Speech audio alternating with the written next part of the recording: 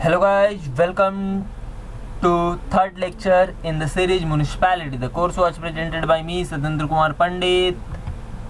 This is a brief introduction about myself. I did my BTech in Electronics and Communication Engineering, and for you guys we have opened a new channel, study.bookcuriosity.com, and this was very important for you because there you can find all the study materials related to your preparation, whether it's UPSC, Google SSC, CDS, NDA, CAPF, all major government service examination के लिए आप यहाँ पे study.bookcuriosity.com पे आप सब कुछ पा सकते हैं। एंड प्लीज़ वहाँ पे जाइए और देखिए और एक्सप्लोर कीजिए, आपके बहुत काम के लिए है। So last time second lecture में हम लोगों ने 74th कॉन्स्टिट्यूशनल अमेंडमेंट एक्ट के बारे में डिस्कस किया था, उसका सैलिएंट फीचर्स भी हम लोगों ने डिस्कस किया था। Now again we will discuss some more salient features of 74th Constitutional Amendment Act, and this first one was ward committee. There shall be constituted a ward committee consisting of one or more wards within the territorial area of municipality having population of 3 lakhs or more. जहाँ पे 3 लाख और उससे ज़्यादा population है वहाँ पे ward committee का गठन किया जाएगा, ये 74th कॉन्स्टिट्यूशनल अमेंडमेंट एक्ट ने बोला। And there is also reservation of seats. So reservation की बात तो जरूर आएगी। सो रिजर्वेशन ऑफ सीट वहाँ पे है। The act provide for the reservation of seat for the scheduled cast and scheduled tribes in every municipality in proportion of their population to the total population in the municipal area. So 74th Constitutional Amendment Act 1992 reservation of seats भी दी जाता for किनको, scheduled caste को, scheduled tribes को, on the basis of their population to the total population in the municipal areas. Further, it also provide for the reservation of not less than 1/3 of the total number of seats for the women, including the number of seats reserved for women belonging to SCs and STs. So ध्यान में रखना आपको ये चीज़ें। State legislation में provide for the manner of reservation of offices of chairman in the municipalities of for SCs, STs and women. So आपको ध्यान में रखना है कि इन्होंने SCs, STs और वीमेन के लिए रिजर्वेशन दिया था।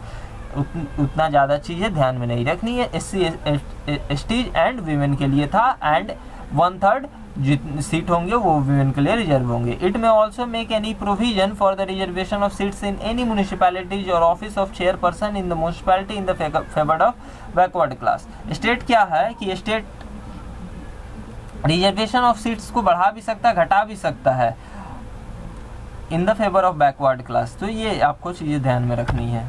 And the duration of municipality, generally the duration of municipality is 5 years, but this act provide for a 5-year term of office for every municipality.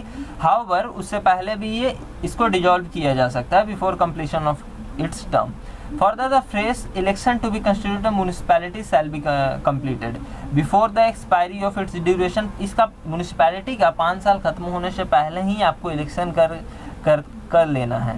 And in case of dissolution before the expiry of period of 6 months from the date of dissolution.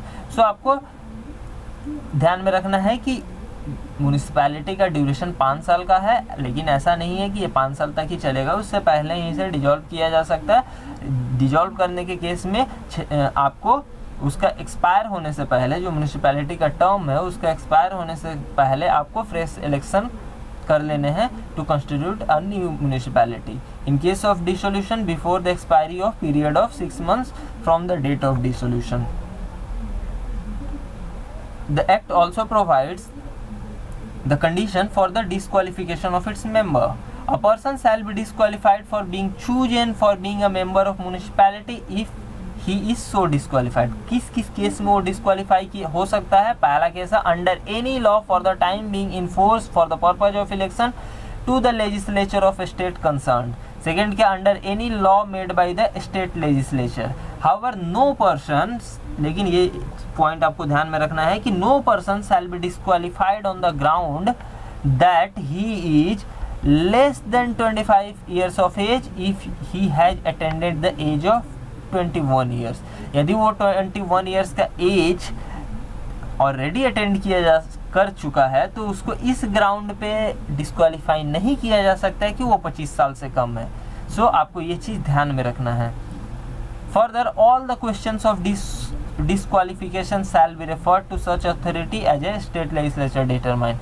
जो state legislature determine करेगी कि किसके पास authority है कि उस जितने भी disqualification के क्वेश्चन है उसको सुनने के लिए. सो ये स्टेट लेजिस्लेचर का काम है. And the state election commission is responsible for the election of municipality. The superintendence, direction and control of preparation of electoral roll and conduct of all election to the municipality shall be vested in the state election commission. So आपको ध्यान में रखना है कि जो municipality का election है उसका डायरेक्शन, सुपरिटेंडेंस एंड कंट्रोल, ये सारी चीज़ें स्टेट इलेक्शन कमीशन करेगी. Whether from the preparation of electoral roll to conduction of election. The state legislature may make provision with respect to all matters relating to the election of municipalities. State legislature सारी चीज़ों को देखेगी in the matter of election of municipalities. So आपको ध्यान में रखना है. और ये देखिए लाल रंग से, रेड कलर से मैंने कुछ important पॉइंट को दिखाया है और ये डायरेक्ट क्वेश्चंस पूछे जाते हैं. जो म्यूनिसिपल एक्ट है और you can say that 74th constitutional amendment act 1992 वो scheduled areas and tribal areas के लिए एप्लीकेबल नहीं होते हैं. आपको कमेंट करना है कि इंडिया में कितने schedule area and tribal areas है. And it shall not affect the function and the power of Darjeeling Gorkha hill council of West Bengal. जो Darjeeling Gorkha hill council of West Bengal है उसको कुछ स्पेशल प्रोविजंस दिए गए हैं, उसके बारे में भी मैं एक सेपरेट वीडियो में आपको बताऊंगा. सो ये दो चीज़ें हैं, स्केड्यूल एरियाज और ट्राइबल एरियाज में म्यूनिसिपैलिटी और 74th constitutional amendment act 1992 applicable नहीं होता और Darjeeling Gorkha hill council of West Bengal में भी एप्लीकेबल नहीं होता. और गाइस आपको ये भी बताना है कमेंट सेक्शन में कि स्केड्यूल्ड एरियाज और ट्राइबल एरियाज इंडिया में कितने हैं. और एक चीज़ आप लोग प्लीज़ इंटरेक्ट कीजिए कि whether the videos are good और not, because finally we are investing our energy for bringing out these subjects. So please like, comment and subscribe our channel studycuriosity.com. and once again I am appealing that please interact in through likes, comment, because it's really help us, because आप ज़्यादा like comment करेंगे तो हमें पता चलेगा कि हमारा काम ठीक हो रहा है कि नहीं, अदरवाइज कोई फ़ायदा नहीं है. So once again thank you. Please visit study.bookcuriosity.com.